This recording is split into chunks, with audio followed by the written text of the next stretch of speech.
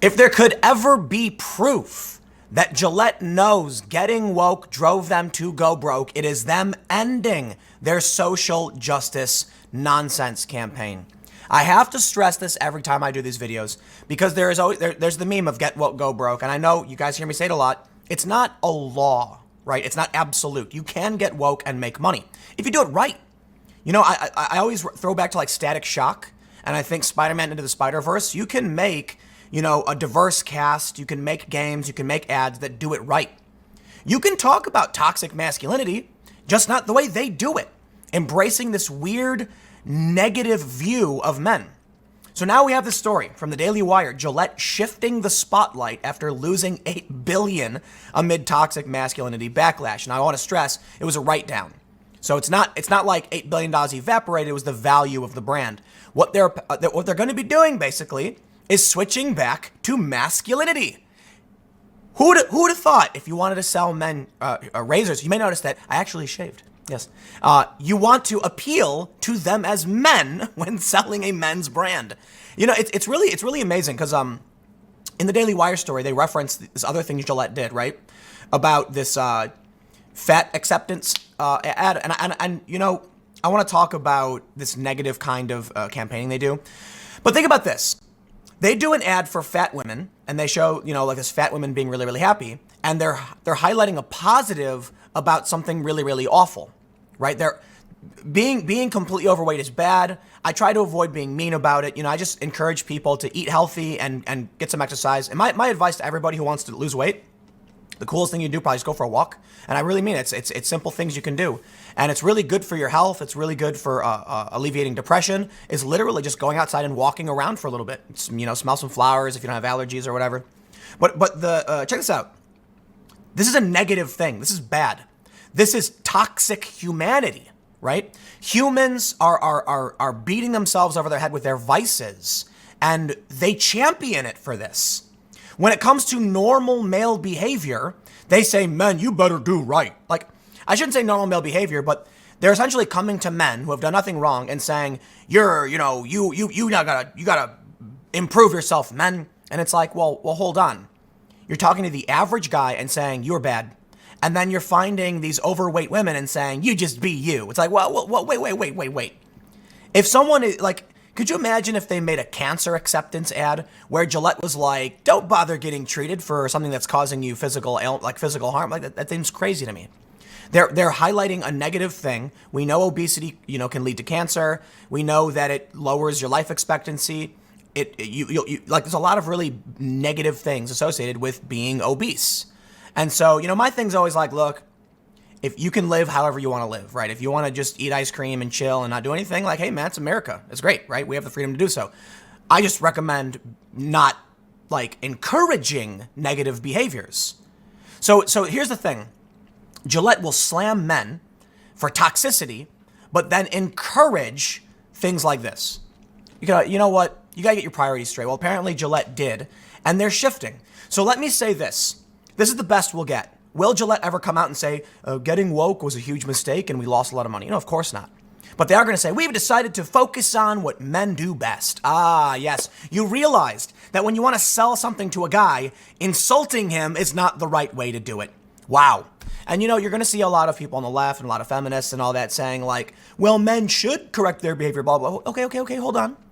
I'm not saying that, the general concept, like the legitimate concept of toxic masculinity, doesn't warrant some focus. You know, the problem with how they focus on toxic masculinity is that they kind of blanket over all men as if all men are toxic. No, right? There's toxic behavior, period, anyone can engage in. And there are certain things more likely to be male that are toxic, but it's like a rare thing. It's like a few people who are bad. Most guys I know tend to be, you know, like I would say on average, I don't want to talk about the likelihood of a guy being a dick or anything, but guys tend to be more like stoic, reserved, willing to take risks, and protect people around them. And that's what they should be highlighting because they're trying to sell to all men. So think about this. You take an aspect that like a small percentage of men engage in and then tell all men, naughty, you're bad. And what do you think they're going to do? I don't want to buy your product. And look, I can order from Dollar Shave Club or from anybody else. Why do I need to be whacked over the head with your nonsense? Okay, we should read this because I can rant on this in a second. Before we dive in, head over to timcast.com/donate if you'd like to support my work. There's a PayPal option, a crypto option, and a physical address. But of course, share this video if you think it's good. That seriously is the best thing you can do because as of recent, I mean this sincerely, the D-ranking is having an impact. I never want to assume that, I see a lot of people saying like, oh, YouTube is hurting my channel and everything like that. But no, you can look at certain metrics and see that, yeah, D-ranking is a serious issue. So in order to get past that D-ranking, then I require word of mouth like any normal business. So I'm not going to sit here and complain about YouTube saying they're not going to show my videos to anybody. If my videos are worth sharing, then you guys share them. Otherwise, just read the news. The Daily Wire writes, while the brand is admitting that it's reversing course on the social issues messaging, it is admitting, really. Gillette is presenting its new focus as simply, okay, it isn't admitting. Okay, I think they got a typo in there. Its new focus is simply a return to what it's always done. We will continue to represent men at their best, Gillette said in a statement reported by News Corp Australia. Instead of the social issues focus, the brand will begin highlighting positive portrayals of heroic masculinity, as seen in its new ad starring Ben Zakenheiner, an Australian firefighter and personal trainer. Wait, so they're literally admitting it? I didn't think that was the case because I read through this and I thought the issue was literally. So let's see what they have to say over at news.com.au. We will continue to represent men at their best. Backflip after toxic masculinity backlash. Whoa. They say they are shifting the spotlight from social issues to local heroes. People sometimes ask, okay, they're talking about the firefighter. No, I guess they admit it. I guess they've straight up admitted it. Wow. All right. Well, there we go. I guess I missed that. Because, I admit I had an assumption.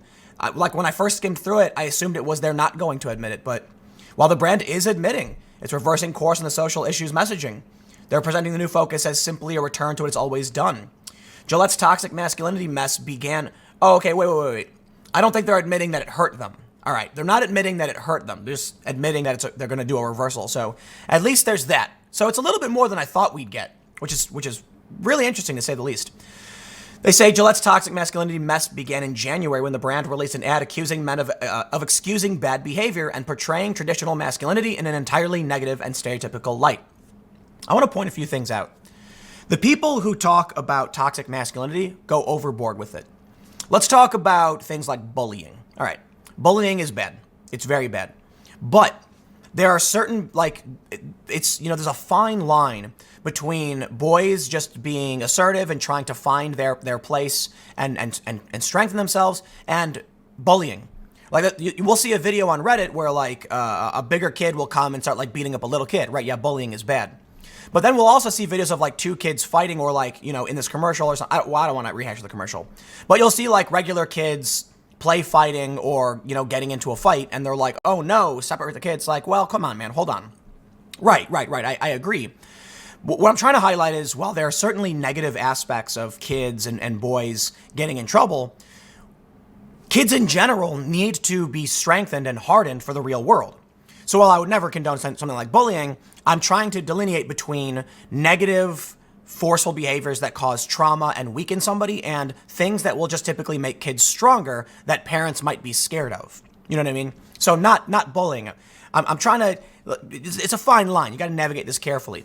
What I mean is kids got to go out and stub their toe. They got to fall down and scrape their knee. Kids have to go on an adventure. They're going to get into fights, and they've got to learn how to deal with these things for themselves. Two kids go outside. They're with their friends and they're with their crew, and then they get into a fight. It's not a good thing necessarily, but kids have to learn how to take care of themselves to a certain degree. And sometimes kids will get into some kind of fight or, things will happen. And, if you're around, you can stop it and you can try and explain to them, but it's hard to know to what degree kids need to experience hardship, right? So I think we have an instinct to be like, the fighting is bad. No, kids, you have to stop. But then the kids never learn to resolve conflict on their own. And that's the challenge. It's the when I was growing up, my parents would always be like, when my siblings would get into a fight, they'd be like, you deal with it. And it was the most frustrating thing ever.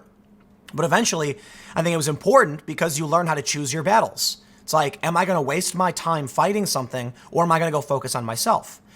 I think what we see now with a lot of these millennial kids, particularly with the Antifa stuff, are kids who have had every problem solved by their parents. So when they got into a fight, the parent would come in and solve it. So now they're older thinking, why won't the government solve my problems for me? And there's someone like me who my parents frustratingly would never step in and intervene and solve these things. And now I'm older and like, I do not want to waste time fighting with someone over nonsense. You know, someone comes up to me and starts saying stupid BS or like on Twitter or whatever. Dude, I got so many more important things to deal with. So let's. I don't need to rehash the whole video because you guys know about the Gillette ad.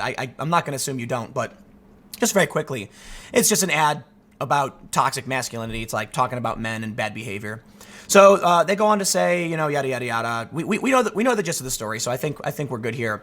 But it looks like they're admitting they're going to get away from social justice, which is it's interesting. I didn't think they would actually admit that. Not that they're going to admit necessarily that they lost money because of it, but they lost money because of it. So I want to stress this next point right here. The problem with these ads is that what these companies are doing is recognizing we have no discipline. And this is very scary for our culture.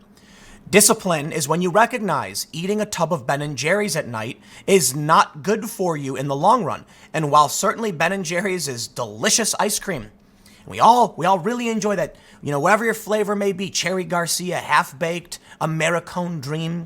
Yeah, you don't sit down and eat a pint of it every night because it's a treat. You need discipline. It tastes great, but you can't eat it all the time. As adults, we recognize you might not like the food, but it's good for you. I know it's kind of a weird thing, like when I was a kid and didn't like certain vegetables, right? We see that, you know, the kids are like, oh, I don't want to eat my vegetables. I'm an adult. I love vegetables. It's kind of a weird, you know, I grew up, admittedly, my mom was very good at making vegetables taste great. Steaming broccoli, put a little bit of butter and cheese on it or something like that. But as an adult now, I love asparagus. You know, I love vegetables. But I think one of the things too is I do often eat foods I know I should be eating. What tastes better? Like, look, I'll be honest. I'll go to a restaurant and I'll see that double bacon cheeseburger. Well, I don't eat beef, you know, for those that don't know, but I'll do a turkey burger. I always do the turkey option. And I'll do double bacon, avocado, cheddar, dripping with chipotle sauce with a big old thing of fries. And yeah, absolutely. And then sometimes I'm like, I better go with the Caesar salad. I'd love to get the burger, but, you know, I understand as a disciplined and mature adult, sometimes you tone things down. You restrain yourself from just going nuts. What these kind of commercials do is acknowledge that adult humans just have no discipline and that we should pander to their vices. And it's kind of scary to me because it shows that we're giving up. I think one thing we lose in society with these ads, with things like this, is a loss of honor and integrity and maturity, discipline, etc. Things that are supposed to define adulthood. The ability to protect those around you, the ability to raise a strong generation to survive, and we're losing it. You know, all of this is possible. All of this social justice stuff is possible simply because the United States, to a great degree, has conquered the world. I'm being a bit hyperbolic, you get it. But what I mean is, our borders are, like, we are not threatened with war. There's violence is down. And because hardship is going away, because, you know, people don't have responsibility that much anymore because we're so wealthy. You know, so think about this. It wasn't even that long ago, there was disease. Kids, like, your baby would die and you had to work. But now we're so advanced and wealthy and food is so cheap, you don't have to work and kids aren't working anymore. You know, I can get into the immigration stuff. I don't want to rehash too much of this, so maybe I'll talk about it later. But like, they say nobody wants to work these jobs, and it's like, no, teenagers are supposed to work these jobs like mowing lawns and flipping burgers. It's not so much that they're supposed to, but these are low-level jobs for kids to hone their skills. Now what's happening? Don't work, just go to school. Be institutionalized. I assure you, man, a nation of 22-year-old institutionalized adults who have never worked is not a good thing for our culture or country. And that's what we've created. So this is why we see things like this. No responsibility. Like, I'm not trying to be mean to this woman, okay? Look, I just completely disagree with the idea that someone like her, who in my opinion has been irresponsible and lacking discipline, and again, it's not meant to be disrespectful, I'm just saying this as a matter of fact. If you are overweight to this degree, I believe it comes with a lack of discipline. Absolutely. I work every single day with no days off. I've had one day off in the past 3 years, and it was when I did like a shift in how I produce content. And it was admittedly because it's technically not a day off. I was actually helping. We were plotting the formation of Subverse, and it was the one day I just had to do that instead.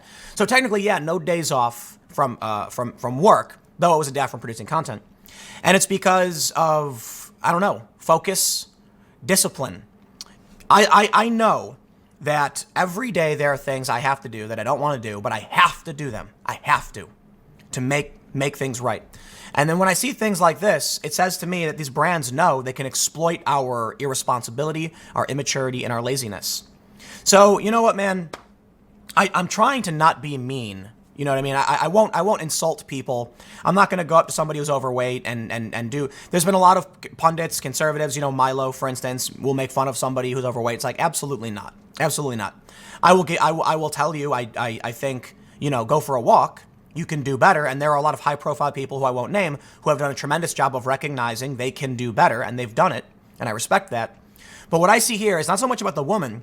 It's about the brand. The brand acknowledging a lack of maturity and the embracing of vice. So here's the final point I'll make about Gillette. Pure corporatism, fake activism. You cannot simultaneously claim men have problems they need to fix and then ignore the problems people need to fix, or women. Because it shows us they don't care about doing right by society. They care about pandering to a faction of lazy, I'm talking about like those social justice activists, you know, the lazy and angry and outraged people who are going to celebrate the fact that some people do nothing and sit around and eat ice cream all day and don't take responsibility for their health and their lives, and then simultaneously demand universal health care. And they're also going to blame men for roughhousing and other things like that. One of the things in this commercial is like a guy seeing a pretty girl and he goes, ooh, and he goes to walk over and a guy stops him. It's like, wait, what? If I see a pretty girl on the street, what am I? I'm not supposed to introduce myself and say, hey, how's it going? New to the area. Wanted to know if you wanted to be friends, hang out maybe, trying to meet people, you know? What are you supposed to do? It's mind-blowing to me that we've come to a point in society where in this commercial, they actually say a guy seeing a pretty girl, he shouldn't talk to her. Now listen, don't holler ridiculous things, you know, like, hey, baby, you want to go, you know, and then, right, don't do that. But what's wrong with seeing a pretty girl and being like, excuse me, miss, couldn't help but notice you walking by, and I'm new to the area, wanted to know if you'd ever want to grab a coffee sometime, maybe get to know each other, I'm trying to meet people. Seems like that's like normal thing humans do. We meet our neighbors. It's mind-blowing to me. So a buddy of mine, Luke Rudkowski, you guys may know him. He runs the channel over at We Are Change. He produced a video years ago. It's really great. You should check it out. It's I forgot what it's called, but I'll put the link in the description.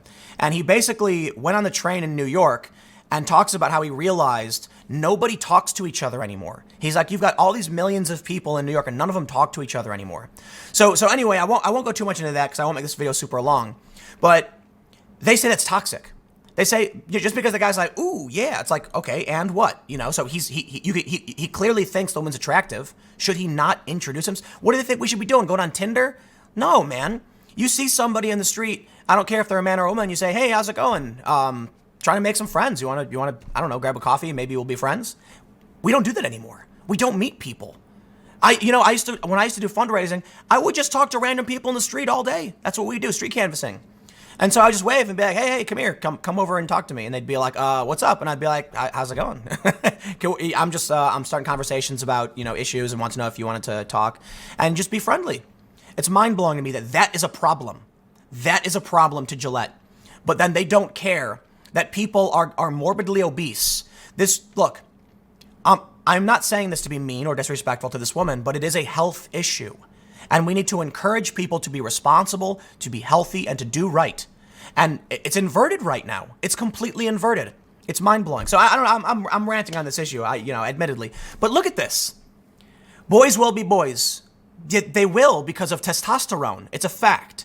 Now we should make sure our young men are honorable, mature, responsible, and respectable, and that means we should give them chores. We should give them jobs at a young age. Now, the funny thing is when I say things like kids should have jobs, you see the left get all angry, like, oh no, they're trying to put kids in factories. I'm talking about mowing the lawn, dude. Kids should be mowing the lawn for money. When I was a kid, We'd go door to door and say, we'll shovel your snow for $10. And then we'd negotiate. And they'd be like, I'll give you 5. And I'll be like, I can't do it, $10. And they'd be like, all right, fine. And then we'd shovel the driveway and do it. We would mow lawns. We'd go door to door and say, can we mow your lawn? And I'll tell you, we don't have that anymore. Like, nobody's ever come to my house and asked to mow my lawn. No, we have a service that does it. And that's when it comes, kids need to learn responsibility. And Gillette is focusing on the wrong things. They're focusing on our vices, and they're blaming boys for being boys. Well, listen, the issue is, sure, the parents should teach a kid what it means to be responsible and to grow up to be responsible. But what's happening now is it seems like a complete breakdown, because major corporations know at the end of the day, people don't care about if they're responsible or not. They care about triggering that dopamine. So when you see this says several things to me. She doesn't take her health very seriously. And I'm just going to say it. I'm going to call it like I see it. She does not. Absolutely not. Okay? I do various, kinds of exercise. I skate. I've got a balance board that I kind of just, screw around with very, frequently. I've got VR stuff. VR is a great exercise. So much fun. And there are some people who don't and just lie around and eat ice cream. By all means, you're free to do so.